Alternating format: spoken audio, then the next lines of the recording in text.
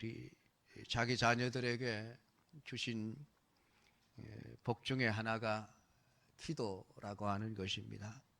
어떤 사람들은 기도 마치 짐짝처럼 생각하시는 분들이 있는데, 기도는 짐이 아닙니다. 하나님 우리를 힘들게 하려고 무거운 짐을 쥐어주신 것이 아니라 어쨌든 우리에게 복을 주시기 위한 하나의 통로로서 기도를 하라고 하셨습니다. 여러분, 기도는 사명도 아니에요. 또한 기도는 직분도 아닙니다. 기도라고 하는 것은 우리 연약한 믿음의 사람들이 이 험악한 세상을 살아가는 동안에 하나님의 힘과 능력을 세상에 나타내기 위한 하나의 통로로서 우리에게 주신 복이요, 그렇기 때문에 기도는 하나님의 능력이라고 말할 수 있습니다. 우리 한국 교회가 세계 유례가 없는 교회의 성장을 이루게 된 그 이면에는 한국 교회 성도들의 그 눈물의 땀의 기도가 있었음을 부인할 수는 없습니다. 20년 전까지만 해도 한국 교회 성도들은 기도하지 않으면 안 되는 줄 알았고, 그 기도를 통해서 하나님의 능력이 나타날 것을 믿고 기대하면서 뜨거운 열정을 가지고 기도를 했습니다. 여러분, 새벽 기도, 철야 기도 얼마나 뜨거웠습니까? 아마 여러분 중에서도 산기도 다녀보신 분들이 계실 겁니다. 저녁에 잠을 줄여가면서까지 산에 올라가 기도했던 한국교회 성도들에게 기도가 점점 사라지고 있는 것은 안타까운 모습이 아닐 수가 없습니다. 왜 성도들이 기도하지 않을까요? 여러분은 왜 기도하지 않으십니까? 기도 안 해도 잘 살기 때문이죠. 굳이 하나님 도움 없어도 풍족한 삶을 누리며 살아가고 있는데 왜 우리가 하나님께 기도해야 되냐? 기도할 게 없지 않느냐? 내 실력과 재주와 능력만을 가지고도 내 인생을 충분히 멋지게 살아갈 수 있을 것 같지 않습니까? 그러니까 굳이 하나님을 찾아야 될 이유도 없고 기도해야 될 필요성도 느낄 수가 없는 것이죠. 새벽기도 안 나오신 지 얼마나 오래되셨습니까? 금요철야 기도하자, 2시간 기도하자 그러는데 안 옵니다. 여러분. 이대로 살아도 여러분 괜찮은 걸까요? 하나님 없어도 우리의 인생이 끝까지 잘 되겠습니까? 여러분의 인생에 그렇게 여러분 자신이 있으십니까? 우리 은광교회 믿음의 가족들 언제 기도의 생활을 다시 회복하시겠습니까? 문제가 터져야만 그때 가서 아이고 하나님, 급하게 하나님을 찾으시겠습니까? 119에 전화를 하듯 그런 식으로 여러분 기도를 하시려고 하십니까? 물론 그렇게라도 기도하셔야 합니다. 야곱이 아버지 집을 떠나 외삼촌 라반의 집에 살면서 20년 세월 동안 자신의 실력과 재주를 믿고 살았기에 하나님께 기도하지 않았습니다. 기도하지 않아도 인생 잘 살았거든요. 부자가 되고 마누라를 넷이나 얻고 자식들도 10명이나 태어나고 20년 만에 문제가 터지기 시작합니다. 외삼촌과 외사촌들이 분위기가 옛날 같지 않습니다. 야곱을 점점 싫어하게 되어지고 그 분위기를 느낀 야곱이 야반 도주를 합니다. 거기까지였으면 얼마나 좋았을까요? 그런데 고향으로 돌아가는 길에 형 에서가 20년 전에 아버지의 축복을 가로채었던 그 야곱에 대한 원한을 잊어버리지 않고 기억하고 있다가 400명의 사병을 거느리고 야곱을 죽이기 위해서 온다는 소식을 들었습니다. 그때에도 야곱은 자신의 인생 자신이 있었습니다. 내가 머리를 써서 얼마든지 내 인생의 문제를 해결할 수 있을 거야. 형에게 뇌물을 잔뜩 실어서 보냅니다. 이 정도면 형의 마음을 바꿀 수 있을 거야. 통하지 않습니다. 하다 안 되니 자기 재산을 둘로 나눕니다. 둘로 나누고 한 대를 치면 남은 한 대라도 생명을 구해보겠다. 자기 딴에는 멋진 계획을 세운 거예요. 근데 아무리 생각해도 불안을 떨쳐버릴 수가 없는 겁니다.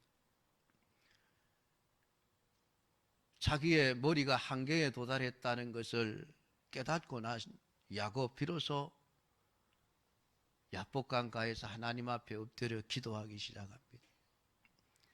하나님, 내게 복을 주시지 않으면 절대로 놓아드릴 수 없습니다. 그나마 문제가 터지고 나서 야곱은 그렇게라도 깨달아 하나님 앞에 기도해서 이스라엘이라고 하는 놀라운 이름의 변화의 복을 받았습니다. 그런데 여러분 기억하십시오. 야곱의 환도뼈가 절개되었다는 사실을. 그때부터 야곱은 평생 전원자의 인생을 살아가야만 했습니다. 문제가 터져서 기도할 수 있습니다. 기도하고 하나님의 도우심으로 문제를 해결할 수 있지만은 그때에 기도하게 되면 하나님도 공짜로 응답해 주시지 않는다는 거예요. 그런데도 여러분, 지금 문제가 없으니까, 지금 내 인생 부족함이 없이 내가 원하는 대로 잘 사라지고 있으니까 굳이 기도해야 될 필요가 뭐 있나, 그런 생각이 드십니까? 아닙니다, 여러분. 평소에 기도하셔야만 문제가 생길 때에 내 믿음을 지켜낼 수 있는 겁니다. 오늘 우리가 읽은 성경 말씀의 역사적인 배경은 바벨론이라는 세계 대제국이 하룻밤에 무너져 버리고 그 다음날 아침부터 페르시아라고 하는 제국이 등장하게 되어집니다. 이 바벨론의 멸망은 필연적인 것이었습니다. 하나님의 섭리였습니다. 범죄한 이스라엘을 징계하시기 위한 채찍으로 바벨론을 사용하신 하나님은 느부갓네살 왕을 일으켜 70년 동안 유대 나라를 침략하게 하시고 그 나라의 모든 주권과 모든 것을 빼앗아 가게 하셨습니다. 그리고 하나님은 예레미야 선지자를 통하여 70년이 지나면 돌아오게 되리라는 약속을 해 주셨습니다. 그 약속하신 70년이 되었을 때에 하나님은 약속대로 바벨론을 멸망시키시고 페르시아라고 하는 제국이 들어서게 했습니다. 그리고 1차, 2차, 3차 이스라엘 백성들이 고국으로 돌아오게 되어지는데 그때에도 돌아오지 않고 페르시아 땅에 남아있었던 사람들이 훨씬 더 많았습니다. 그 중에 한 사람이 바로 다니엘이라고 하는 사람입니다. 다니엘서 1장에 보면 그는 유대인이었습니다. 주전 약 586년경에 바벨론이 유대 나라를 1차 침공했을 때에 유대 나라의 여호야김 왕이 항복하고 많은 사람들이 포로로 잡혀갔는데 그때 다니엘은 어린 소년으로 바벨론에 끌려와 있었습니다. 그럼에도 불구하고 다니엘은 그 바벨론 땅에서도 믿음을 지켜 살기로 결심을 합니다. 그 결심을 귀하게 보신 하나님이 이 다니엘을 페르시아 제국의 고위 인사가 되게 하셨습니다. 오늘 본문의 다리오가 자기 뜻대로 고관 120명을 세워 전국을 통치하게 하고 그들 위에 총리 셋을 두어서 나라의 모든 일을 돌아보게 하고자 했습니다. 그 세 명의 총리 중에 다니엘은 가장 뛰어나 왕의 총애를 받았습니다. 그가 왕을 대신하여 전국을 다스리게 될 그러한 직위를 받아야 했습니다. 다리오 왕은 그렇게 다니엘을 두 번째 권력자로 세우고자 했습니다. 그런데 이 다니엘에게 위기 상황이 닥쳤습니다. 그 위기 상황을 어떻게 극복해낼 수 있었는가? 그 위기 상황은 다니엘이 사자굴 속에 던져져야만 하는 그런 상황이 되었던 것인데, 놀랍게도 그 사자굴 속에 던져졌던 다니엘은 머리털 하나 상하지 않고 사자굴 속에서 살아나오게 되어집니다. 이 다니엘이 어떻게 그런 믿음의 승리를 할 수 있었을까? 오늘 성경은 다니엘이 평소에 기도하는 사람이었기 때문이라고 우리에게 말씀해 주고 있습니다. 오늘 다니엘을 세워 전국을 다스리게 하고자 하는 다리오 왕의 의중을 알았던 총리들과 고관들이 모였습니다. 야, 우리 이대로 있으면은 다니엘의 명령을 받아야 될 위치가 되지 않느냐? 저 다니엘은 유대인인데 굴러온 돌이 박혀있는 돌을 빼내게 생겼으니까 어떻게 해서든지 다니엘을 없애야 한다. 그렇게 생각을 하나로 모은 총리들과 고관들이 어떻게 하면 다니엘을 무너뜨릴까? 다니엘의 흠을 찾기 시작을 했습니다. 근데 사절에 보면 고발할 근거를 찾고자 하였으나 아무 근거, 아무 허물도 찾지 못하였다고 말씀을 하고 있습니다. 다니엘은 신실하고도 정직한 정치가였습니다. 흔히 정치인들 털어 먼지 안 나는 정치인들 없다고 하지 않습니까? 근데 놀랍게도 오늘 다니엘은 아무리 털어도 먼지 한 톨 얻을 수가 없었다고 기록을 하고 있습니다. 여러분, 이 사람들이 오죽 조사를 했겠습니까? 페르시아의 권력자들입니다. 그들이 가지고 있는 권력을 총동원해서 어떻게 해서든지 다니엘을 무너뜨리기 위해서 흠을 찾아내었지만은 결국 찾지 못하고 마지막으로 생각해낸 것이 저 사람 하나님 섬기는 사람이니까 신앙을 무너뜨리지 않으면 우리 다니엘을 이길 수 없다. 5절에 이 다니엘은 그 하나님의 율법에서 근거를 찾지 못하면 그를 고발할 수 없으리라.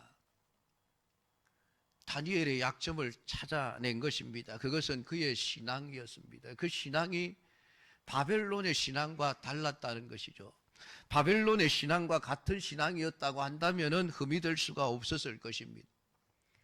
오늘 이 총리와 고관들이 다니엘을 하나님을 섬기는 사람이라고 하는 것을 알고 있었기에 어떻게 해서든지 그 신앙을 넘어뜨려서 총리 자리에서 끌어내리려고 했습니다. 오늘 그들이 알고 있었던 그 사실이 있습니다. 그것은 다니엘은 절대로 신앙을 포기할 사람이 아니라는 거예요. 여러분, 이방인들의 눈에 다니엘이라고 하는 그 인물이 평가가 어떻게 되어지고 있습니까? 저 사람은 신앙은 절대로 포기할 사람이 아니야. 그렇게 보여졌던 것입니다. 그렇게 믿어졌던 것이죠. 만약에 이 다른 총리들과 고관들이 아이고 저 다니엘 하나님 섬긴다고 하지만은 아마 자기의 생명의 위협이 있게 되면 신앙을 포기할 거야, 그런 생각을 했다고 한다면은 절대로 이 다니엘을 이런 신앙의 문제를 가지고 고발하지 않았을 것입니다. 그러니까 평소에 이 총리들과 고관들, 그 페르시아의 모든 사람들 앞에 다니엘은 어떤 인물로 인식이 되어져 있었습니까? 저 사람은 어떤 일이 있어도 신앙은 포기하지 않을 사람, 하나님을 믿는 믿음만은 놓아버리지 않을 사람. 여러분, 그게 다른 사람들의 눈에도 확연하게 보였던 것입니다. 그러니까 그것을 사용하면 틀림없이 다니엘을 무너뜨릴 수 있을 것이라고 판단을 했던 것이죠. 그래서 나온 방책이 왕에게 한 법령을 세우게 하는 것입니다. 지금부터 30일 동안은 왕 외에 어떤 신에게나 사람에게 기도하는 사람이 있으면 사자굴에 던져 넣기로 하자라는 법칙이었습니다. 왜 이 사람들이 어떤 신에게나 사람에게 무엇을 구하면 기도하는 내용을 걸고 나왔을까요? 그것은 다니엘이 기도하는 사람이라고 하는 것을 너무나도 잘 알고 있었기 때문입니다. 오늘 본문에서도 나오는 것처럼 마지막 10절에 전에 하던 대로 하루 3번씩 무릎을 꿇고 기도하며 그의 하나님께 감사하였더라. 다니엘의 기도는 평소에도 주위에 있는 모든 사람들이 다 알아볼 수 있을 정도로 정해진 시간에 하루에 3번씩 기도를 하고 있었다는 것입니다. 딱 그 시간이 되면 다니엘은 언제나 자기 집에서 기도하는 모습을 볼 수가 있었던 것입니다. 한 번도 그런 적이 없었습니다. 그렇기 때문에 그들은 이 다니엘의 기도를 걸고 넘어진 것입니다. 저 사람 하나님께만 기도하는 사람이니까 다른 신에게나 다른 사람에게 무엇을 기도하는 사람이 있으면은 사자굴에 던져 넣기로 하자, 그러면은 다니엘은 틀림없이 사자굴에 던져질 수밖에 없다는 것을 믿고 있었던 것이죠. 그래서 왕에게 그 금령을 정하기로 하자 했더니 왕이 흔쾌히 허락하면서 왕의 조서에 도장을 찍어 금령을 반포하게 되어집니다. 사랑하는 성도 여러분, 역사 속에서 하나님을 대적하는 수많은 악법들이 만들어져 왔습니다. 그리고 그 악법들 때문에 수많은 하나님의 백성들이 고통을 겪기도 했습니다. 로마의 네로와 같은 황제는 그리스도인들이 로마시를 불태웠다고 방화범으로 몰아서 엄청난 핍박을 했습니다. 독일의 나치주의자들 악법을 만들어 수많은 유대인들을 학살했습니다. 일본의 군국주의자들도 온갖 악법을 만들어 이 땅에 살고 있었던 우리의 조상들을 얼마나 핍박하고 고통 속으로 몰아넣었습니까? 지금도 그렇고 앞으로도 마찬가지일 것입니다. 세상은 끊임없이 그리스도인들의 신앙을 무너뜨리려고 온갖 수단과 방법을 동원할 것입니다. 지금도 여러분, 수많은 사람들이 기독교인들이 동성애를 죄라고 말하지 못하도록 하는 법안을 만들자, 인권이라고 하는 가면을 씌워서 진리로 말하지 못하도록 하는 그런 법을 지금 만들려고 끊임없이 시도를 하고 있지 않습니까? 우리가 정말 기도해야 할 문제입니다. 물론 우리가 그들의 시도에 대해서 물리적인 힘으로 그들을 막을 수는 없을 것입니다. 분명한 것은 그것으로 인해서 우리가 환난을 당하고 어려움을 당하게 될 그때에 우리가 믿음으로 승리할 수 있는 사람이 되어져야 합니다. 그러기 위해서 우리에게 필요한 것이 평소에 기도하는 삶이 되어져야 한다는 것을 오늘 다니엘은 우리에게 가르쳐 주고 있습니다. 다니엘은 이 조서의 왕의 도장이 찍힌 것을 알고도 몰랐어가 아닙니다. 하나님께 기도하면 자기가 사자굴 속에 던져질 것이라고 하는 사실을 너무나도 명확하게 알고 있었습니다. 그 말은 사자굴 속에 던져질 것을 각오했다는 이야기입니다. 다니엘은 사자굴을 피하려고 하지 않았습니다. 내가 신앙을 지키다가 사자밥이 되어도 괜찮다. 그래도 나는 끝까지 내 믿음을 지킬 것이다. 그것이 다니엘의 생각이었습니다. 그는 자기 집에 돌아가서 윗방에 올라가 예루살렘으로 향한 창문을 열고 전에 하던 대로 하루 3번씩 무릎을 꿇고 기도하며 그의 하나님께 감사하였더라. 다니엘은 자신의 행위가 왕의 명령을 어기는 행위가 된다 할지라도 다니엘은 그것을 두려워하지 않았습니다. 오늘 다니엘의 기도는 전에 행하던 대로의 기도였다고 말씀을 합니다. 몸에 배인 기도 생활입니다. 문제가 생겨서 이런 금령이 만들어지고 사자굴이 준비가 되어서 아이고 하나님 큰일 났습니다. 이 위기 상황에서 벗어나야 되겠습니다. 나를 도와주십시오. 그래서 기도한 것이 아닙니다. 다니엘은 이미 어쩌면은 그가 포로로 잡혀왔던 그 어린 소년 시절부터 그는 자신의 삶 속에서 하루 3번 예루살렘을 향하여 기도하는 일을 쉬지 않고 해왔을 것으로 여겨집니다. 그게 전에 하던 대로입니다. 포로 생활하는 중에도 하루 3번씩 기도했습니다. 그가 총리가 되어서 얼마나 여러분 바쁘겠습니까? 그 거대한 나라 제국을 다스려야 하는 행정적인 절차들이 얼마나 복잡합니까, 여러분? 시간이 부족하겠죠. 몸이 10개라도 부족할 사람이 다니엘입니다. 그럼에도 불구하고 그는 하루 3번 하나님 앞에 기도하는 것을 멈추지 않았습니다.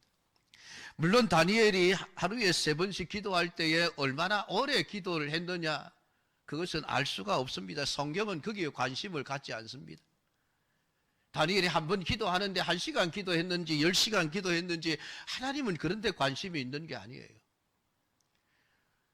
여러분 공무원 생활 하시는 분들 잘 알지 않습니까? 점심시간에 잠깐 짬을 내어서 식사를 헛떡하고 남는 시간에 기도했다면 여러분 기도해봐야 얼마나 했을까요? 10분, 20분?